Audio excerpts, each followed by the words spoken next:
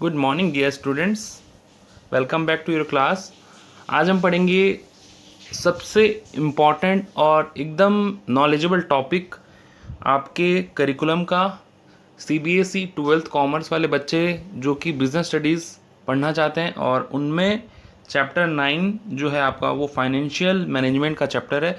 और financial management बहुत ज़्यादा इंपॉर्टेंट होता है कंपनी के पॉइंट ऑफ व्यू से। कंपनी को चलाने के लिए एक तरह से बोलेंगे तो बैकबोन है फाइनेंस। वैसे तो आप जानते हैं कि हर चीज़ में बैकबोन फाइनेंस होता है, लेकिन आप सोचिए कि अगर एक कंपनी को रन करना है, एक कंपनी को अच्छे तरीके से चलाना है, तो फाइनेंस का होना कितना ज़्यादा ज़रूरी है। और अगर अगर मान लीजिए वो फाइनेंस सही तरीके से मैनेज ना हो तो कंपनी लिक्विडेट भी हो सकता है, कंपनी डूब भी सकता है, कंपनी शटडाउन भी हो सकता है। ठीक है, तो अपन आज वही टॉपिक को पढ़ेंगे कि फाइनेंशियल मैनेजमेंट का जो चैप्टर है, चैप्टर 9, वो आज अपन स्टार्ट करने जा रहे हैं। So this is the first class. आगे बढ़ने से पहले मैं ये बता दूं कि ये यूट्यूब चैनल है जिसमें कि आप बिजनेस स्टडीज़ पढ़ते हैं 12th कॉमर्स वाले बच्चों के लिए। 12th कॉमर्स के अलावा और भी जो बिजनेस स्टडीज़ का सब्जेक्ट कहीं पे भी है तो आप ये चैनल को रेफ़र कर सकते हैं। और मैं सीए रौनक अग्रवाल और हम साथ में पढ़ते हैं बिजनेस स्टडीज़। और हाँ, एक और बात, जैसे कि चैप्टर 4 से लेकर के चैप्टर 8 तक सारे वीडियो इंटैक्ट हैं आपके यूट्यूब चैनल में। आप किसी भी वक्त कोई सा भी वीडियो आप देख सकते हैं, पूरा डिटेल्ड वीडियो है। और हर चैप्टर के बाद उसका रिवीजन वीडियो भी मैं दिया हूँ आप सबको। तो आपके पास दोनों हैं, दोनों प्रोडक्ट आपके पास अवेलेबल है। चैप्टर 4 से लेकर के चैप्टर 8 तक, 4, 5, 6, 7, 8 5 चैप्टर हुए। पांचों चैप्टर का पहले तो चैप्टर का वीडियो है पूरा डिटेल एक एक टॉपिक का, उसके बाद रिवीजन वीडियो है। तो आप किसी भी वक्त कोई भी चैप्टर का रिवाइज भी कर सकते हैं और उसको पढ़ भी सकते हैं। ठीक है, और अभी अपन स्टार्ट करें चैप्टर 9 फाइनेंशियल मैनेजमेंट। जब ये चैप्टर खत्म हो जाएगा तो इसका भी रिवीजन वीडियो बनेगा और चैनल में मिलेगा आपको। ठीक है, तो एक बार रिवीजन वीडियो जरूर देखिएगा। आपको अगर फर्स्ट टाइम आप ये चैनल में आए हैं तो रिवीजन वीडियो आप जरूर देखिएगा, आपको बहुत अच्छा लगेगा रिवीजन वीडियो। और बहुत ज़्यादा इफेक्टिव है वो, बहुत कम टाइम में मैं पूरा टॉपिक को कवर किया हूँ, तो वो बहुत फ्रूटफुल है आपके लिए। ठीक है, तो अभी हम पढ़ रहे हैं फाइनेंशियल मैनेजमेंट। फाइनेंशियल मैनेजमेंट में देखिए टॉपिक बहुत ईजी है, लेकिन आपको एक अप्रोच रखना है। ठीक है, आपको एक अप्रोच रखना है। वो अप्रोच क्या है वो मैं बताता हूँ। ठीक है, बहुत सिंपल टॉपिक है, लेकिन अगर वो अप्रोच नहीं रखे तो आपको टॉपिक समझ में नहीं आएगा, कॉम्प्लिकेटेड लग सकता है। ठीक है, तो फाइनेंशियल मैनेजमेंट में देखो दो वर्ड है, सिंपल एकदम, लाइट रखो दिमाग को, कुछ अपन पढ़ ही नहीं रहे हैं, अपन एक नॉर्मल डिस्कशन कर रहे हैं, आप ये सोचो। हाँ, तो देखियो फाइनेंशियल मैनेजमेंट में दो वर्ड है। क्या क्या? फाइनेंशियल और दूसरा है मैनेजमेंट। तो एक है फाइनेंशियल, दूसरा है मैनेजमेंट।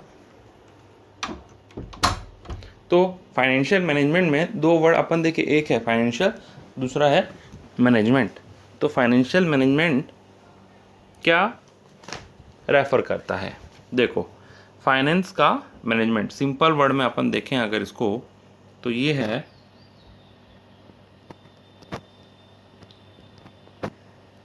फाइनेंस का मैनेजमेंट। ठीक है, फाइनेंस का मैनेजमेंट। अब फाइनेंस का मैनेजमेंट मतलब इसमें क्या आ गया? फाइनेंस मतलब पैसे, फाइनेंस मतलब पैसे, उसका मैनेजमेंट करना है। ठीक है, सपोज एक बेस लेवल पे एग्जांपल लेता हूं ताकि आपको ये चीज़ समझ में आए। ठीक है, जो कि आप डे टू डे लाइफ में करते हैं। ये चैप्टर रहा इस साइड में, मैं आपको दिखाता हूँ कि किस लेवल में आप फाइनेंशियल मैनेजमेंट आप खुद करते हैं। सपोज आपका बर्थडे है, आप बोलेंगे कि हमेशा बर्थडे का एग्जाम्पल क्यों दिया जाता है? इसीलिए दिया जाता है बर्थडे का एग्जाम्पल ताकि आपको समझ में आए कि आप डे टू डे लाइफ में ये चीज़ कर रहे हैं और आपके साथ ये चीज़ हुआ है, इसीलिए ये एग्जाम्पल दिया जाता है। प्रैक्टिकली आप इस चीज़ को देखें हैं। आपका बर्थडे है, आपको अपने फ्रेंड्स को पार्टी थ्रो करना है। ठीक है, तो आपको पार्टी थ्रो करना है, तो आपका बर्थडे है, आपको पार्टी थ्रो करना है, तो पेरेंट्स ने आपको 5000 रुपीज़ दिए, ठीक है, 5000 रुपीज़ दिए।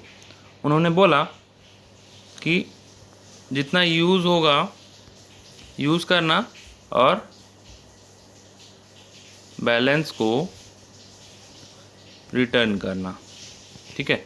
मतलब ठीक है, तुझे आज मैं 5000 रुपीज़ दे रहा हूँ, बट उसमें से जितना यूज़ होगा उसको यूज़ कर लेना, कोई मनाही नहीं है, लेकिन अगर कुछ बच जाए तो मुझे रिटर्न ज़रूर करना, ठीक है। तो आप बोले ठीक है। उसके बाद क्या हुआ देखो,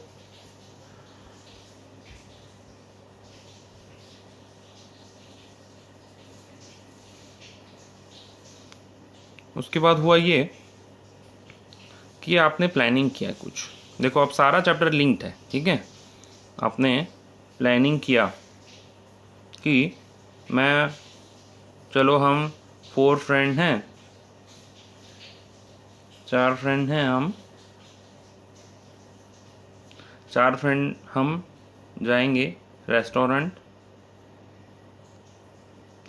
या कैफ़े, कहीं पे तो आप दोगे ना उनको पार्टी, ठीक है। आप रेस्टोरेंट या कैफ़े गए और वहाँ का आपका बिल आ जाएगा 2500 के आसपास, ठीक है। ये मैं हायर साइड में लिया हूँ, और मतलब ये आप सोच लीजिए कि 2500 जो है आपका फूड में बिल आएगा, जो भी आप खाना पीना किए, जो भी किए, ठीक है। इसके बाद पहला खर्चा हो गया। नेक्स्ट इज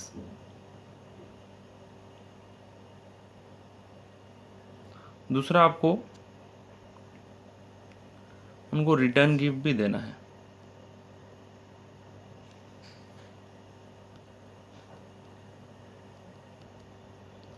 दूसरा आपको उनको रिटर्न गिफ्ट भी देना है। 4 फ्रेंड है तो आपने एस्टिमेट किया कि रिटर्न गिफ्ट का खर्चा आ जाएगा 1500 के आसपास, ठीक है। रिटर्न गिफ्ट का खर्चा आ जाएगा 1500 के आसपास। बैलेंस कितना बचा आपके पास, एक बार टोटल कर लें तो आपके पास आपका 4000 रुपये खर्चा होने वाला है, ठीक है।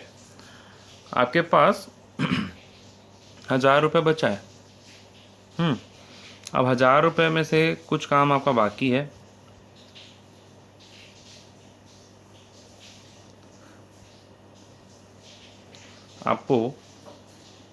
आपके पास जो 1000 रुपये हैं,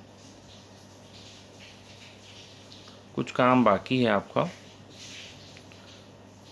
अब इसमें 2 सर्कमस्टेंस हो सकता है, 1 2।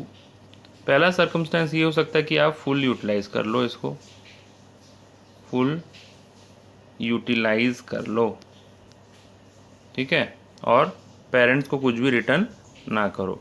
दूसरा सर्कमस्टेंस ये हो सकता है कि आप इसमें से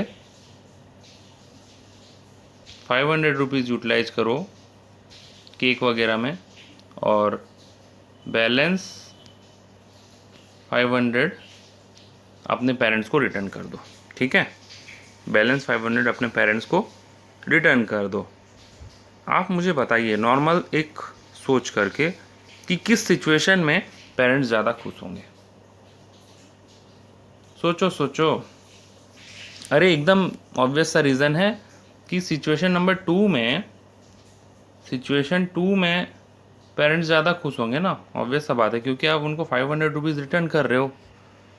ऑब्वियस सा बात है, पेरेंट्स तो यही बोलेंगे ना कि चलो 5000 दिए थे, 500 तुम रिटर्न भी कर रहे हो और सारा पार्टी वगैरह भी, तुम्हारा रिटर्न गिफ्ट वगैरह सब कुछ कर लिए, ठीक है।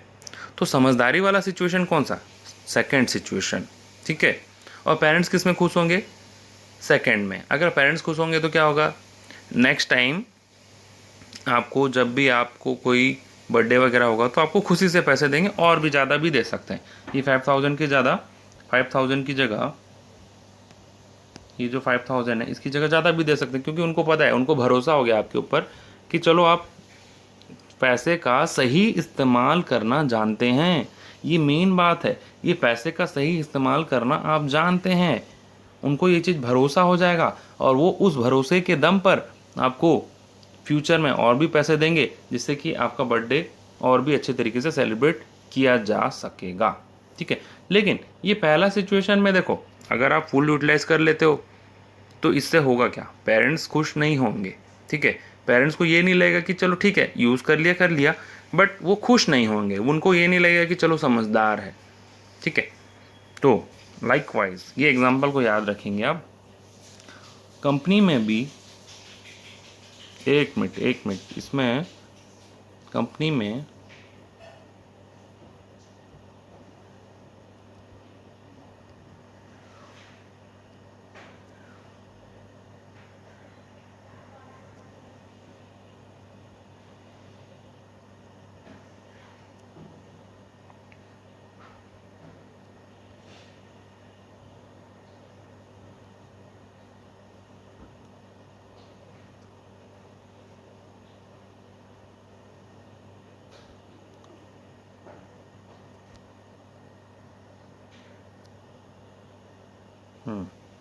कंपनी में कितने टाइप के लोग होते हैं?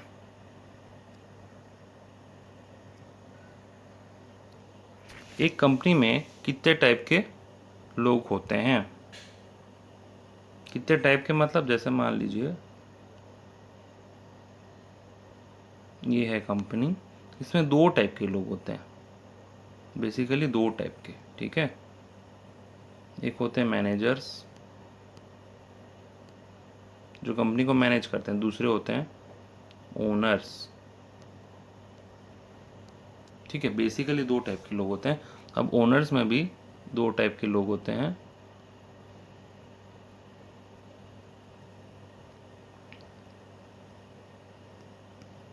CEO, CFO, director.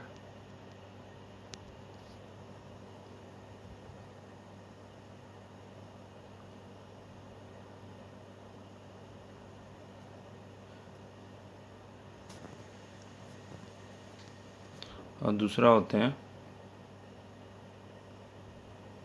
Share holders, आपका जाना पहचाना नाम, कंपनी अकाउंट्स में आप पढ़े थे। ठीक है, इशू ऑफ शेयर कैपिटल में पढ़े थे ना, 11th में पढ़े होगे मेरे ख्याल से। ठीक है, नहीं भी पढ़े थे तो 12th में पढ़ लेंगे। ठीक है, अकाउंट्स का बात कर रहा हूँ। ठीक है, अब आप बोलेंगे मुझे अकाउंट से बड़ा डर लगता है। मैं यहाँ अकाउंट्स नहीं पढ़ा रहा, मैं यहाँ पे फंडामेंटल पढ़ा रहा हूँ। अगर आप इस चीज़ को समझ गए तो आपका अकाउंट्स ऑटोमेटिकली अच्छा हो जाएगा। तो देखो, कंपनी में 2 टाइप के लोग होते हैं। ठीक है, मैं ये बोला कंपनी में 2 टाइप के लोग होते हैं। पहले हैं मैनेजर्स जो कि कंपनी को चलाते हैं। ठीक है, मैनेज करते हैं। दूसरे हैं ओनर्स। ठीक है, मैनेजर्स वो होते हैं जो कंपनी को मैनेज करते हैं, उनको कंपनी का मालिक नहीं बोला जाता है। लेकिन ओनर्स मतलब जो कंपनी के मालिक होते हैं, जो कंपनी में पैसा इन्वेस्ट करते हैं, जो कंपनी में पैसा इन्वेस्ट करते हैं वो ओनर्स होते हैं। और देखेंगे आप तो सीईओ, सीएफओ, डायरेक्टर, ये सारे भी इन्वेस्ट किए हुए होते हैं। ज़रूरी नहीं कि ये इन्वेस्ट करें, लेकिन ज़्यादातर केस में ऐसा देखा गया है कि कंपनी में सीईओ, सीएफओ जो डायरेक्टर होते हैं वो भी अच्छा खासा अमाउंट इन्वेस्ट किए हुए होते हैं। ठीक है, वैसे तो अगर अभी आप मुझसे डिबेट करेंगे तो कई जगह डायरेक्टर्स जो होते हैं वो मैनेजर का काम करते हैं। उस सिचुएशन में मैं नहीं जा रहा, मैं ये बोल रहा हूँ कि कंपनी में ज़्यादातर जो देखा जाता है, कंपनी के डायरेक्टर्स, सीएफओ और सीईओ जो होते हैं वो कंपनी के मालिक की तरह होते हैं। वो बहुत ज़्यादा इन्वेस्ट किए हुए होते हैं कंपनी में। एक तरीक़ा से बोला जाए तो कंपनी उन्हीं का होता है। तो एक तरीके से बोला जाए तो कंपनी इन्हीं का होता है। ठीक है, इसके अलावा भी कई लोग होते हैं, शेयर होल्डर्स। और शेयर होल्डर्स जो होते हैं वो छोटे मालिक माने जाते हैं। ठीक है, कंपनी के जो शेयर होल्डर्स होते हैं बहुत सारे होते हैं, ज़रूरी नहीं बहुत सारे हों, कम भी हो सकते हैं। बट पब्लिक कंपनी का एग्जांपल अगर अपन लें, पब्लिक कंपनी में जो शेयर होल्डर्स होते हैं बहुत सारे होते हैं, इनका नंबर्स बहुत होता है। ठीक है, इट में start from 1 and ends with lakh और करोड़ ऑल्सो, ठीक है, that depends upon the situation. अब कंपनी में शेयर होल्डर्स में भी मैं बात करूं तो इक्विटी शेयर होल्डर का मैं बात कर रहा हूं, ठीक है, ये आपको पता होगा इक्विटी शेयर होल्डर कौन होते हैं, वो मैं यहाँ नहीं बता रहा। तो अब मालिक मतलब ये मालिक में ये दोनों आते हैं। अब कंपनी को चलाने के लिए क्या चाहिए? पैसा। कंपनी को चलाने के लिए क्या चाहिए? पैसा, मनी, ठीक है, कंपनी को चलाने के लिए चाहिए पैसा। पैसा देगा कौन? There could be two situation, या तो ये जो ओनर्स होते हैं वो पैसा दे दें, या फिर बाहर से लेके आना पड़ेगा आपको, ठीक है। बाहर से आप जब लेके आएंगे, मान लीजिए बाहर से लाएंगे तो कहाँ से लाएंगे? बैंक से। बैंक से आप पैसा लेके आएंगे और कंपनी में, ठीक है, इधर दे देता हूँ इसको।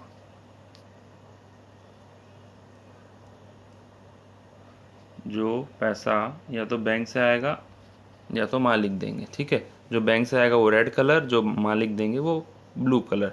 रेड कलर इंडिकेट्स डेंजर, थोड़ा सा रिस्क होता है, और ब्लू कलर जो होता है वो थोड़ा सा नॉर्मल है, ठीक है, मतलब टेंशन कम है, ठीक है। रेड कलर का मतलब डेंजर होता है, इसलिए मैं बैंक से पैसा लिए तो वो क्या माना जाएगा? लोन। और लोन जब आप अगर लेंगे तो आपको क्या देना पड़ेगा? इंटरेस्ट चुकाना पड़ेगा, है ना। सही बात बोल रहा हूँ कि गलत? कि सही बोल रहा हूँ? अब जब देखो, अब यहाँ पे जो मैनेजर्स का ड्यूटी क्या? मैनेजर्स का ड्यूटी ये कि जो पैसा उन्होंने लिया, जो पैसा उन्होंने लिया, चाहे मालिकों से लिया चाहे बैंक से लिया, उसका सही यूटिलाइज़ करना, उसको सही तरीके से यूटिलाइज़ करना, और जो प्रॉफिट होगा वो इनको वापस कर देना। जो प्रॉफिट होगा वो इनको ओनर्स को वापस कर देना। तभी वो ओनर्स खुश रहेंगे कंपनी के लिए, और कंपनी में वो इन्वेस्ट करते जाएंगे, ठीक है। तो यही हुआ था अपने एग्जांपल में भी। यहाँ पे भी जैसे आपको पैसा मिला था अपने पेरेंट्स से, पेरेंट्स को आपने पैसा सही तरीके से यूटिलाइज़ करके जो यहाँ पे वापस किया था, तो पेरेंट्स खुश हुए थे ना। उसी तरीके से एक कंपनी का जो ओनर होता है, अगर उसको उसका पैसा वापस कर दिया जाए तो वो खुश होता है और फ्यूचर में कंपनी में इन्वेस्ट भी करता है, ठीक है। तो देखो, मोटा मोटी चैप्टर में अपन क्या पढ़ेंगे? चैप्टर का बेस आपको समझ में आ गया होगा अभी तक कि इस चैप्टर में हम 3 चीज़ें पढ़ेंगे। इस चैप्टर में हम 3 चीज़ पढ़ेंगे। अब मैं पहले वाला एग्जाम्पल को रब कर रहा हूँ। अब जिनको पहले वाला एग्जाम्पल देखना है तो वीडियो को रिवाइंड करके पॉज कर दीजिए, आपको एग्जाम्पल दिखेगा। तो यहाँ पे फाइनेंशियल मैनेजमेंट में ज़्यादा नहीं, सिर्फ 3 काम होता है। फाइनेंशियल मैनेजमेंट में 3 काम होता है। पहला है कि आपको एफिशिएंट एक्विजिशन ऑफ फाइनेंस, पहला है एफिशिएंट ACQN एक्विजिशन ऑफ क्या? पैसा। दूसरा है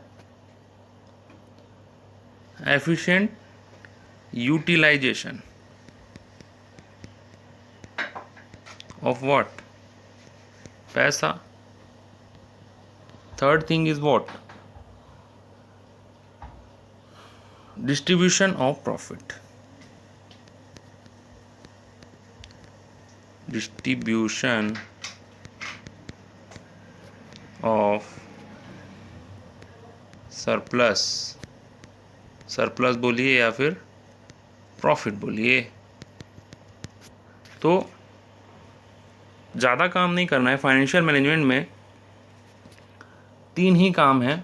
first one is acquisition, second is utilization, and the third one is distribution, ठीक है। तो ये 3 काम अगर आप अच्छे से कर लिए तो आप अच्छे फाइनेंस मैनेजर बन गए और कंपनी अच्छा चलेगा, ओनर्स जो होंगे वो आपसे खुश रहेंगे, और अगर वो खुश रहे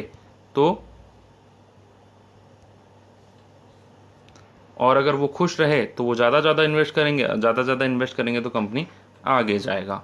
ठीक है, तो ये 3 काम को मैं बता दूं कि क्या किस तरीके से होता है, इसमें भी थोड़ा सा एनालिसिस है कि एफिशिएंट एक्विजिशन। एफिशिएंट मतलब अच्छा, आप पढ़े थे एफिशिएंट और इफेक्टिव का डिफरेंस चैप्टर 1 में। ठीक है, एफिशिएंट मतलब अच्छे तरीके से एक्विजिशन करेंगे आप पैसा का। एफिशिएंट एक्विजिशन मतलब अच्छा से एक्विजिशन करेंगे। एक्विजिशन मतलब पैसा लाना। अब पैसा लाना किसका जिम्मेदारी? फाइनेंस मैनेजर का जिम्मेदारी। किस तरीके से ला रहा है पैसा, या वो बैंक से ला रहा है, या शेयर होल्डर से ला रहा है, या डायरेक्टर से ला रहा है, कहाँ से ला रहा है। ठीक है, तो एफिशिएंट एक्विजिशन कब होगा? जब अच्छा एक्विजिशन होगा। तो अच्छा एक्विजिशन कब माना जाएगा? जब वो कम रेट में लोन लाएगा, जब रिस्क कम रहेगा, या फिर ऐसा पैसा वो लेकर के आएगा जो रिस्क फ्री रहेगा। ठीक है, जो कंपनी के फायदे के लिए रहेगा, जो कंपनी के लॉन्ग टर्म बेनिफिट के लिए रहेगा। जितना बात मैं बोला हूँ उसको दिमाग के अंदर जाने दीजिए, एकदम आराम से सुनिए। ठीक है, एफिशिएंट एक्विजिशन कब होगा? जब पैसा रिस्क फ्री रहेगा, जब पैसा को आप लॉन्ग टर्म यूज़ कर पाएंगे, जब पैसा से आपको डर नहीं रहेगा, उस पैसे से कंपनी को फ़ायदा होगा, तो वो एफिशिएंट एक्विजिशन माना जाएगा। Second one is efficient utilization. सिर्फ एक्विजिशन करने से काम नहीं चलेगा, यूटिलाइजेशन भी उसका अच्छा होना चाहिए। मान लीजिए आप पैसा तो ले आए मालिकों से, लेकिन उसको इन्वेस्ट कर दिए लॉस बिजनेस में। मान लीजिए आप पैसा तो ले आए, लेकिन उसको आपने इन्वेस्ट कहाँ किया? लॉस मेकिंग एक्टिविटी में। ठीक है, लॉस मेकिंग एक्टिविटी में इन्वेस्ट करेंगे तो आपका लॉस होगा ही होगा, है ना, ऑब्वियस सा बात है। अब आप बोलेंगे कि लॉस मेकिंग एक्टिविटी में कोई क्यों इन्वेस्ट करेगा? उनको तो पता होगा ना, तो लॉस मेकिंग में क्यों करेंगे? वही तो बात है ना कि लॉस मेकिंग को आपको पता करना पड़ेगा। वो कोई थोड़ी ना बोलेगा कि लॉस मेकिंग है इसमें इन्वेस्ट करिए, ऐसा पता होगा तो थोड़ी ना कोई इन्वेस्ट करेगा। आपको एनालाइज करना पड़ेगा। एज ए फाइनेंस मैनेजर आपको एनालाइज करना पड़ेगा। इस चैप्टर को पढ़ते वक्त आप ये सोचेंगे कि आप खुद एक फाइनेंस मैनेजर हैं, आपको अच्छे तरीके से पैसे कंपनी के बाहर से लेके आने हैं और उसको अच्छी तरीके से यूज़ करना है। पूरे राउंड द चैप्टर आपको यही मैं अप्रोच दे रहा हूँ कि कंपनी में मालिक कौन?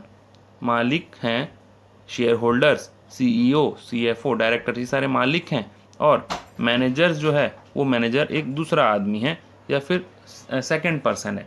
तो ये सेकंड पर्सन में आप आ रहे हैं, आपको कंपनी के हित में, आपको कंपनी के फ़ायदे में, आपको कंपनी के प्रॉफिट में आपको चलाना है, फाइनेंस को मैनेज करना है। ठीक है, तो वही सेकंड बात तक हम पहुंचे थे। Efficient utilization of what? Efficient utilization of finance. First one is efficient acquisition, second is efficient utilization. Now the third one is distribution, the most important. याद करो बर्थडे वाला एग्जाम्पल। आप बर्थडे मनाने के बाद 500 रुपये रिटर्न किए थे पेरेंट्स को। So what you have did at that time? Distribution, the most important. मतलब ये तीनों में से एक भी काम अगर छूट गया तो आपका ये फाइनेंशियल मैनेजमेंट वाला चैप्टर टूट गया। आपको अगर ये तीनों में से एक भी काम छूट गया तो फाइनेंशियल मैनेजमेंट वाला चैप्टर टूट गया और आप अच्छे फाइनेंशियल मैनेजर नहीं माने जाएंगे।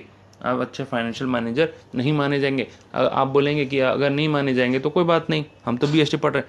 माय डियर स्टूडेंट्स, आप एक बिजनेस स्टडीज़ तो ज़रूर पढ़ रहे हैं, लेकिन पढ़ क्यों रहे हैं? कल को आप कंपनी में जॉब करेंगे या फिर कंपनी चलाएंगे तो आपको फाइनेंस मैनेज करना आना चाहिए। अगर आप अच्छे से फाइनेंस मैनेज नहीं करेंगे तो ये कंपनी या फिर आपका खुद का बिजनेस डूब जाएगा।